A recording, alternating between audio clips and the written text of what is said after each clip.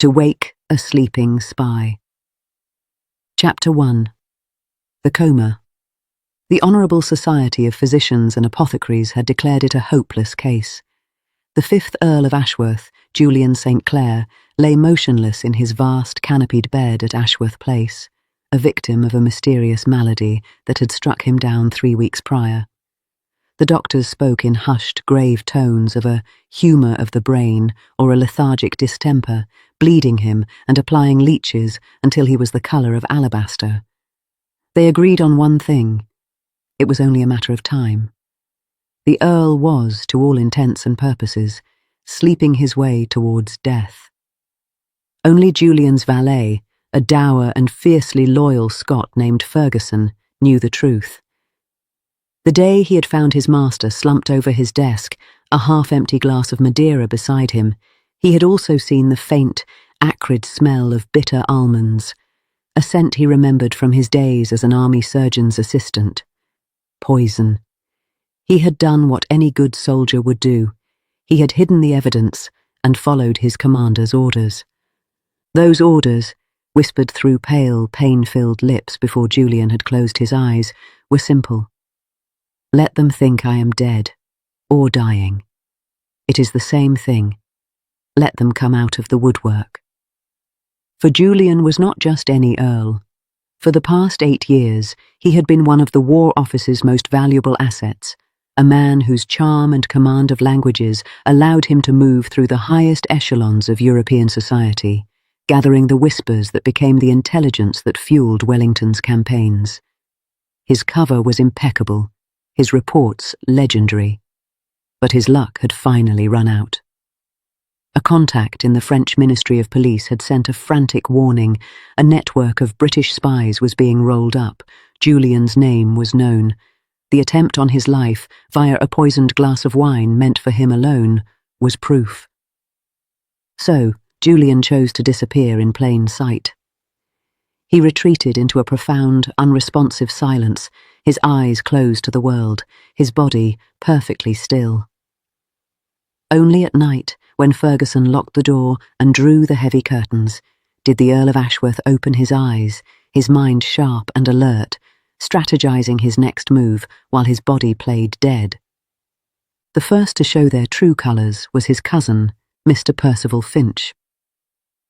A man of meticulous grooming and boundless self-interest, Percival had been circling the estate like a vulture for a fortnight. With Julian incapacitated and without an heir, the title and the substantial Ashworth fortune would eventually fall to him. He was impatient for the inevitable. "It is a tragedy, a bloody tragedy," Percival proclaimed to the household staff, his voice dripping with false sorrow. "But we must be practical. My poor cousin languishes, and the estate falls into rack and ruin. We need a plan." His plan, it transpired, was to install a nurse. Not just any nurse, but a woman recommended by his own man of business. A woman who would, he implied, ensure the Earl was kept comfortable and, most importantly, quiet. Ferguson, bound by his oath of secrecy, could only grind his teeth and agree. It was better than raising suspicions by refusing. And so it was that on a grey, drizzling Tuesday afternoon, a hired carriage crunched over the gravel of Ashworth Place and deposited a solitary figure at the grand columned entrance. She was neither young nor old, perhaps in her late 20s. Her name, she informed the butler, in a low, pleasant voice, with only the faintest trace of an accent she claimed was from growing up in Jersey, was Mademoiselle Gabrielle Delacroix. Gabrielle was shown to the master's bedchamber. It was a room of heavy shadows and suffocating silence, dominated by the great bed and its seemingly lifeless occupant. She approached slowly, her eyes not on the man in the bed, but on the room itself. The books on the shelf, military history, treatises on fortification, the lock on the desk drawer, new and sturdy. The man on the bed was pale, his dark hair stark against the white linen. He was handsome, in a sharp-boned, aristocratic way, even in repose. She sat in the chair beside him, her posture perfect, her hands folded in her lap. For a long moment, she simply watched him. She noted the almost imperceptible rise and fall of his chest, the lack of any twitching or restless movement that often plagued the truly comatose. Then she leaned forward. "My lord," she whispered, her voice soft as a breath. "I am told you cannot hear me, but I will speak to you anyway. It is said that the dying can sometimes still hear." She paused, letting the silence stretch. "My name is Gabrielle Delacroix. I have been hired by your cousin, Mr. Finch, to care for you. He seems most anxious for your well-being."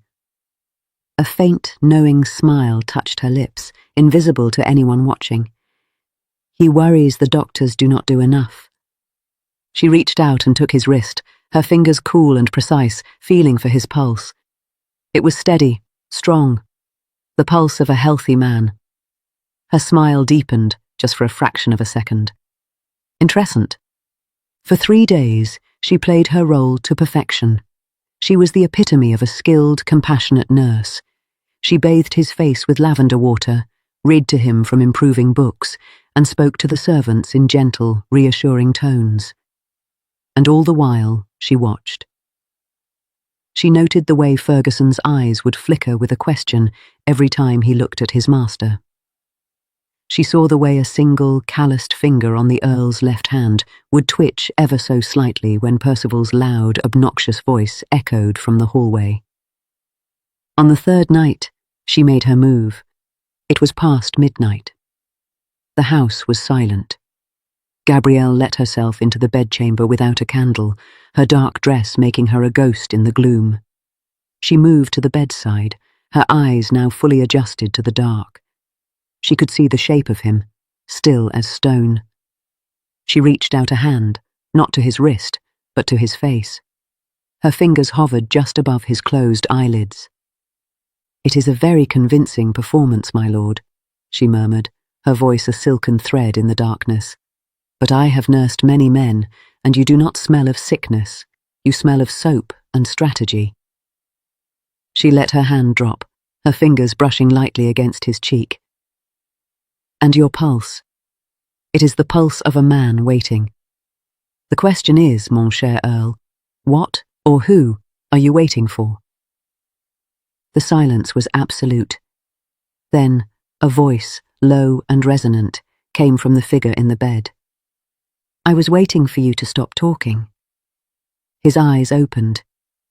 In the darkness, they were 2 points of glittering intelligence, fixed on her with unsettling intensity. There was no confusion, no drowsiness. He was utterly, completely awake. He slowly raised a hand and caught her wrist, his grip light but impossibly firm for a man who had not eaten in weeks. "Now," he said, his voice barely a whisper, but carrying the weight of command. "Perhaps you will tell me who you really are, before I call for Ferguson and have you thrown out. Are you my cousin's doxy, sent to hasten my demise, or are you something else entirely?" Gabrielle did not flinch. She met his gaze, her own heart hammering a frantic rhythm against her ribs, but her face betraying nothing. This was not part of the plan. The man was not a dying fool. He was a coiled spring, waiting. "I am your nurse, my lord," she said, her accent suddenly a little more pronounced. "Hired to care for you. Your cousin was most insistent." A ghost of a smile touched his lips, a cold, dangerous thing. "My cousin is a fool, but you are not. So I will ask you one more time. Who are you?" She could lie, she could scream for help. But something in his direct, challenging gaze made her hesitate. He was a player in a game as deep and dangerous as her own. And in that moment, Gabrielle Delacroix, agent of the French Ministry of Police, made a decision that would change everything. She tilted her head, a flicker of genuine amusement in her own eyes.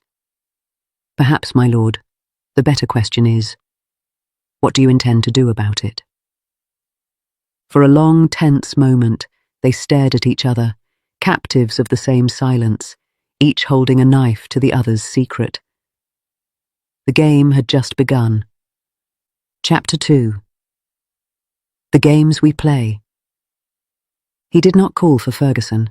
Instead, a long, slow breath escaped him, and he released her wrist. The tension in the room did not dissipate. It merely changed form, coiling around them like a living thing. "Sit down," he commanded softly, gesturing to the chair. "If we are to have this conversation, I would prefer not to strain my neck." Gabrielle obeyed, more out of shock than compliance. She had come to confirm a suspicion, not to confront a fully conscious and coherent target. Her mind raced, cataloguing her options.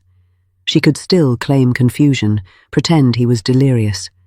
As if reading her thoughts, he spoke again. "Do not bother with the pretense. You are too clever for it, and frankly, I am too tired for it. The poison was meant to kill me. It did not. I chose to hide. My cousin, in his infinite idiocy, has hired a woman with the posture of a dancer, the eyes of a hawk, and an accent that slips when she is surprised. You are no more a nurse from Jersey than I am a haberdasher. So, let us have the truth. Are you here to finish the job?" Gabriel's chin lifted. If he wanted truth, he would get a version of it. "If I were an assassin, my lord, you would be dead. I have had 3 nights alone with you, and a dozen pillows." He acknowledged the point with a slight incline of his head. "Then why?" She met his gaze steadily. "I am here to determine if you are a threat." "My employers," heard a whisper. The great Earl of Ashworth, the man who vanished from society 2 years ago, was not merely tending to his estates. They believed he was a spy, a very effective one. They wished to know if he was truly incapacitated or if he was a danger to certain interests. "French interests," he stated, not a question. "You are French." "My father was," she said, and for the first time, a genuine emotion flickered in her eyes, a shadow of old pain. "My mother was English. I was caught between 2 worlds, my lord, and I chose the one that would have me." Julian studied her. The puzzle was becoming clearer. A woman of dual heritage, skilled, observant, probably recruited for her very ability to pass unnoticed in English society. A valuable asset, and here she was, in his bedroom, his fate in her hands. He should hate her. He should be calculating how to dispose of her. Instead, he found himself intrigued by the intelligence in her eyes and the faint, stubborn set of her jaw. "And what have you determined?" he asked. "Am I a threat?" She considered him for a long moment. "You are not dying, but you are hiding. That makes you a potential threat, my lord, to someone."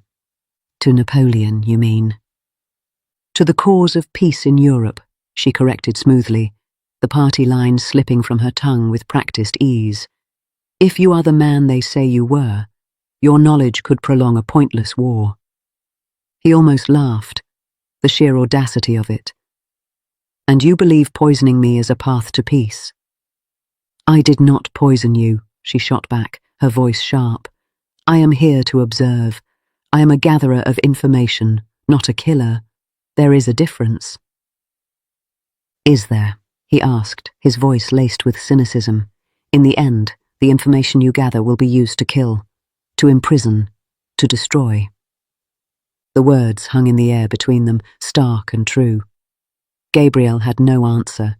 It was the fundamental truth of her profession that she tried very hard not to think about. Finally, Julian spoke again, his voice quiet but decisive. "A stalemate, then. You know my secret. I know yours.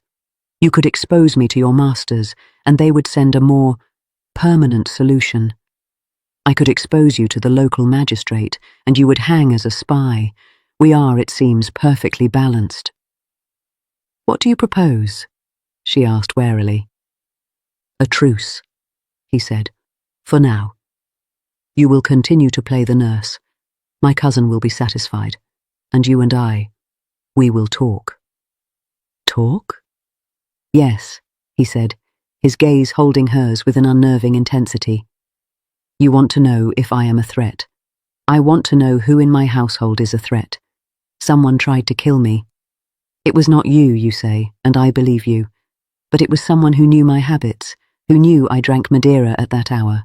My valet is beyond reproach, so it is someone else, a servant, perhaps, or my very eager cousin. He paused. You are a gatherer of information, Mademoiselle Delacroix. Gather it for me. Watch the household. Listen to the whispers. In return, I will give you the truth about myself. Not all at once, but enough. Enough for you to make your own report. You will see that a world without Napoleon is not a world at war, but a world at peace. It was madness. She was a French agent, proposing to spy for an English earl. But his logic was inescapable. She was trapped here, and if she refused, he could still find a way to ruin her. And more than that, a treacherous part of her was curious. He was not the villain her handlers had painted. He was a man, alone and vulnerable, fighting for his life with nothing but his wits. And what makes you think you can trust me? She asked. I don't, he said simply. But I am a very good judge of character, mademoiselle, and I suspect you are tired of playing a part for people who do not care if you live or die. Am I wrong? The question struck a chord so deep and resonant that Gabrielle felt it in her bones. He was not wrong. She was tired. Tired of the fear, the loneliness, the constant performance. She stood up abruptly, needing to put distance between them. I will think on your proposal, my lord. For now, the truce stands, but if you try to trick me, you will smother me with a pillow. He finished for her, a genuine heart-stopping smile, finally breaking through the severity of his face. It transformed him. I remember. Good night, Mademoiselle Delacroix. She fled the room, her heart pounding. She had come to judge a sleeping man and had instead found a waking lion, and she was terrified to realize that she did not want to run from him. She wanted to stay and talk. The days that followed were a strange, suspended reality. By day, Gabrielle was the demure, efficient nurse, reading aloud to the unresponsive Earl while Percival Finch hovered and fawned. She watched the servants, noting the nervous footman, the gossipy housemaid, and the quietly resentful housekeeper who had served Julian's father and clearly disapproved of his modern ways. By night, she slipped into his room, and they talked. He told her of his travels, not as a spy, but as a man who loved the mountains of Spain and the canals of Venice. She told him, hesitantly at first, of her childhood in a Hampshire village, the daughter of a French émigré who was treated with suspicion by their neighbours. She spoke of her father's death and how she had been approached by a man who promised her purpose, belonging, a chance to fight for her father's homeland. They offered you a family, Julian said one night, his voice gentle. A cause. It is a powerful lure. They offered me a mask, she corrected quietly. And I have worn it for so long, I had forgotten there was a face beneath. He looked at her then, truly looked at her, and for the first time she felt seen. Not as a nurse, not as an agent, but as Gabrielle. It was the most terrifying and wonderful feeling she had ever known. The truce was holding, but the ground beneath their feet was shifting. And in the servants' quarters, a pair of eyes was watching the nurse's nightly visits to her patient's room and drawing all the wrong conclusions. Chapter 3. The Web of Deceit. The first sign that their fragile peace was about to shatter came in the form of a traveller. He arrived on a lathered horse late one afternoon, a man with cold, pale eyes and the bearing of a military officer, despite his civilian clothes. He presented his credentials to Percival Finch, a letter from the Home Office, expressing their concern for Lord Ashworth's welfare and requesting a full report from an independent observer. His name was Mr. Graves, and he was a hunter of spies. Gabrielle knew the type. She had trained with them. Men who could smell a lie at 20 paces and whose loyalty to the crown was a fanatical burning fire. He was polite, almost fawning to the devoted cousin, but his eyes missed nothing. They lingered on Gabrielle. A French nurse, he remarked to Percival at dinner, his voice carrying through the dining room door to where Gabrielle was ostensibly collecting a tray. How very cosmopolitan. In times of war, one must be so careful of foreign influences, must one not, Mr. Finch? Percival, ever eager to please, had nodded vigorously. Oh, absolutely, sir. But she came most highly recommended. Most highly. That night, the atmosphere in Julian's bedchamber was electric with fear. Graves, Julian breathed, his face grim. I know the name. He is a fanatic. If he suspects you for a moment, he will not bother with a trial. He will simply make you disappear. And if he suspects you, Gabrielle whispered, her hand unconsciously reaching out to grip the bedclothes near his. He won't, Julian said, though his voice lacked conviction. My coma is my shield, but you are the variable he cannot account for. A French woman in the house of a suspected spy who is now being officially observed. He will tear your life apart, Gabrielle. He will find your handlers. He will find everything. She felt the blood drain from her face. This was it. The end game. She should run. Tonight. Steal a horse and flee to the coast, but where would she go? Back to a life of shadows and suspicion. Back to men who would view her failure as a liability to be eliminated. What do I do? She asked, and the question was not that of an agent to a target, but of a terrified woman to the only person she trusted. Julian was silent for a long moment, his mind racing. Then, he made a decision that went against every survival instinct he possessed. He reached out and took her hand. You fight, he said, with me. We find out who poisoned me, and we give him to Graves. It will give you legitimacy. You are the nurse who helped uncover a plot against a peer of the realm. It will make you a hero, not a suspect. And if the poisoner is your cousin? She asked. Then we expose him for the murderous fool he is, Julian said, his voice hard. Either way, it gives us a distraction. It gives us time. And so, the hunter and the hunted became a team. Using Gabrielle's skills, they began to lay a trap. She observed the household with new eyes, no longer looking for a French sympathizer, but for a personal enemy of Julian St. Clair. She noticed the housekeeper, Mrs. Hives, was always present when Percival spoke of the estate's future. She saw the way the woman's lips would thin with displeasure whenever she looked at Julian's portrait in the hall. One night, Gabriel, searching for a clue, decided to investigate the housekeeper's private parlour. It was a small, cosy room, filled with mementos of a long service, but tucked behind a dusty book on household management, she found a small, leather-bound journal. It was written in a code she did not recognize, but one entry, dated the day of the poisoning, was not in code at all. It was a single damning sentence. The almond oil was delivered as requested. He will not wake. She had just slipped the journal into her pocket when a hand clamped down on her arm. She spun around to find herself staring into the cold, triumphant eyes of Mr. Graves. Well, well, he murmured, his grip like iron. What have we here? A little light reading, mademoiselle. He wrenched the journal from her hand and opened it. He studied the coded pages for a moment, then looked back at her, a cruel smile twisting his lips. French military codes. I'd recognize them anywhere. You are under arrest, madam, for espionage against the crown. He began to drag her towards the door. Gabriel's mind screamed. This was it, the end. Julian's plan had failed. She would hang. But then, a voice cut through the darkness of the corridor. Unhand my nurse, Mr. Graves.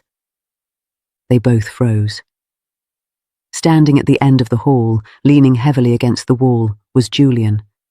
He was pale as death, dressed only in his breeches and a loose shirt, his eyes blazing with a fierce, protective anger. Graves's jaw dropped. Lord Ashworth, this is a miracle. You are awake, but you must be delirious, my lord. This woman is a French spy. I have proof. You have a journal you do not understand, Julian said, his voice weak but clear. He took a staggering step towards them. It is evidence, yes. Evidence against my housekeeper, Mrs. Hives, who you will find is the agent. Mademoiselle Delacroix was retrieving it for me. She has been working for me and for England from the moment she arrived. Gabrielle stared at him, her heart in her throat. He was doing it. He was claiming her as his own, sacrificing his own safety to save her. Graves's eyes narrowed, his grip on Gabrielle loosening slightly as he processed this new information. Working for you? A French woman? I find that very hard to believe, my lord. Then believe this, Julian said, taking another step forward, his eyes locked on Gabrielle's. He was now only a few feet away. He looked utterly exhausted, as if the effort of standing was costing him everything. She is under my protection. She is the reason I woke up. He reached out a hand, not to Graves, but to Gabrielle. I had nothing to live for, he said, his voice a raw whisper meant only for her. Until she came. She called me back from the darkness. She is mine to vouch for, mine to protect. If you want her, Mr. Graves, you will have to go through me. The declaration hung in the air, a gauntlet thrown at the feet of the king's spy-catcher. It was impossible, scandalous, and utterly, breathtakingly romantic. Graves was no fool. He could see the truth in the earl's eyes. This was not a spy master protecting an asset. This was a man protecting the woman he loved. Before anyone could move, a scuffle broke out from the direction of the servants' stairs. Ferguson, ever vigilant, appeared, shoving a struggling and terrified Mrs. Hives before him. In her hand was a small, empty vial. Found her trying to dispose of this in the garden, my lord, Ferguson said, his voice grim with satisfaction. Smells of almonds. Graves looked from Mrs. Hives to the journal, to the fierce, protective earl, and finally to the pale but composed French nurse. The pieces clicked into place. He had his spy, and she was not the woman in front of him. With a curt nod, he released Gabrielle's arm. It seems I owe you an apology, mademoiselle, he said stiffly. He turned to Julian, and you, my lord, owe me an explanation, but that can wait until morning. As Ferguson led a weeping Mrs. Hives away, and Graves followed, Julian and Gabrielle were left alone in the dark corridor. She stared at him, tears streaming silently down her face. He was still standing, but only just. She rushed forward, catching him as his knees buckled. He sagged against her, his head dropping to her shoulder. His arms came around her, weak but real. You fool, she whispered into his hair, her body shaking with sobs of relief. You magnificent, reckless fool. You risked everything. Had to, he mumbled against her neck. Couldn't let them take you. Wouldn't be any point in waking up if you weren't here. She pulled back just enough to look at him. In the dim light, his eyes were warm, tender, and filled with an emotion that stole her breath. She didn't think. She simply acted. She leaned forward and pressed her lips to his. It was a kiss of gratitude, of fear, of relief, and of a love so new and fierce it terrified her. He responded with a hunger that belied his weak state, one hand coming up to cup her face, as if she were the most precious thing in the world. When they finally broke apart, breathless and trembling, he rested his forehead against hers. I love you, he whispered. I know it is madness. I know you are my enemy. But I love you, Gabrielle. She closed her eyes, letting the words wash over her. She was a French agent. He was an English spy. Their love was a treasonous act in itself. But as she stood there in the dark, held in his arms, she knew she could no more deny her love for him than she could stop her own heart from beating. And I love you, she whispered back, the words a surrender and a declaration of war against the world that sought to keep them apart. Chapter 4. The Awakening. The dawn brought with it a reckoning. Mr. Graves, his professional pride stung but his duty clear, conducted a thorough interrogation of Mrs. Hives. Under the threat of the noose, the woman crumbled. Her motive was not political, but personal, a bitter, decades-long grudge against the late Earl, Julian's father, who had dismissed a favourite nephew of hers from service. She had seen Julian as his father's son, and when Percival Finch had begun muttering about his cousin's unfortunate accidents, she had seen her chance for revenge. The poison, a slow-acting, easily disguised toxin, was her own concoction, and she had administered it in the Madeira, hoping to cast suspicion on the French or on Percival's own machinations. Percival, it transpired, was guilty of nothing but greed and poor judgment.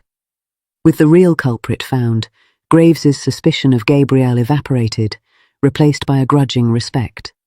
The story, carefully crafted by Julian and corroborated by Ferguson, was that Gabriel had been a last-minute plea from a concerned friend, a nurse skilled in treating unusual ailments, and that her foreign birth was incidental. Julian's miraculous awakening was attributed to her expert care. The public performance was flawless. A week later, a wan but steadily improving Earl of Ashworth received visitors in the library, thanking God and his devoted nurse for his recovery. The Tun, ever hungry for a romantic story, whispered that the handsome Earl had fallen in love with his mysterious nurse. It was a far more palatable tale than the truth of espionage and attempted murder. But for Julian and Gabriel, the real battle was just beginning. They sat in the library late one night, a fire crackling in the grate, the heavy curtains drawn against the outside world. Julian was seated in a wing-back chair, still weak but regaining his strength daily. Gabriel sat on a low stool beside him, her hand in his.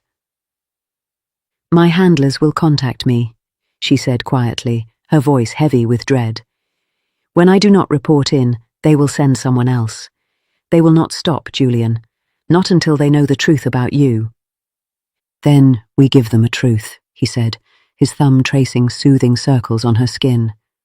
"The truth that I am awake, that I am recovering, and that I am now under the War Office's protection.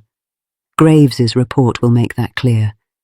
Any further attempt on my life would be an act of open war, not a quiet elimination. Your masters are ruthless, ma chérie, but they are not stupid. They will cut their losses." "And what of me?" she asked, her voice small. "I am a deserter, a traitor to their cause. They will not forgive that." Julian was silent for a moment. This was the crux of it. The question he had been turning over in his mind for days. He could not protect her forever in England. She would always be a target. But there was one way. He slid from the chair, kneeling before her on the hearthrug, taking both her hands in his. His face was serious, his eyes blazing with a love so fierce it made her tremble. "Then you must cease to be Gabriel Delacroix," he said. "Marry me." Her breath caught in her throat. "Julian, listen to me," he urged, his voice urgent. "As my wife, the Countess of Ashworth, you will have a new identity, a new life. You will be under the protection of my name, my fortune, and the entire weight of the British establishment. No French agent will dare touch you. You will be safe." "Safe?" she echoed, a tear slipping down her cheek. "Julian, I am your enemy. My father was French. I worked against your country for years." "You worked for a cause you were given, not one you chose," he corrected gently. "You have chosen differently now. You saved my life, Gabriel, not just by nursing me, but by giving me a reason to wake up. I spent years as a spy, living a lie, surrounded by deception. You are the first real, true thing that has ever happened to me. I am not asking the French agent to marry me. I am asking the woman I love, the woman who reads to me, who argues with me about politics, who makes me laugh. I am asking Gabriel." She looked into his eyes and saw no trace of the cynical spy, the guarded Earl.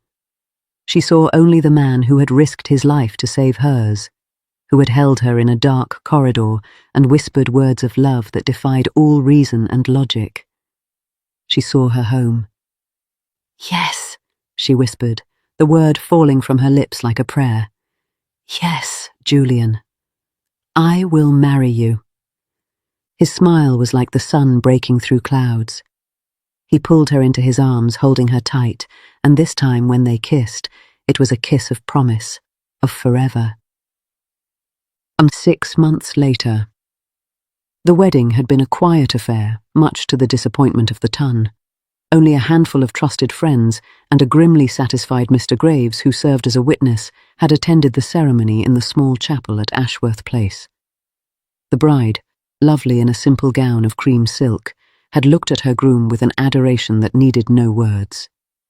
The groom, fully recovered and resplendent in his formal wear, had looked at her as if she were the answer to every question he had ever asked. Now, on a crisp autumn morning, they stood on the terrace, watching the mist rise from the estate's rolling parkland. The war with France raged on, a distant thunder on the continent, but here, in this pocket of England, there was only peace. Gabrielle, now Lady Ashworth, leaned against her husband, his arm a warm, solid presence around her shoulders. "Do you ever regret it?" she asked softly. "Waking up?" He laughed, a low, happy sound. "My love, I was not truly alive until you walked into my room and accused me of faking." She smiled, but her eyes were serious. "I meant what I said, leaving it all behind. The game." He turned her to face him, his hands framing her face. "The game took everything from me. My peace of mind, my trust in people. It nearly took my life, and then it gave me you.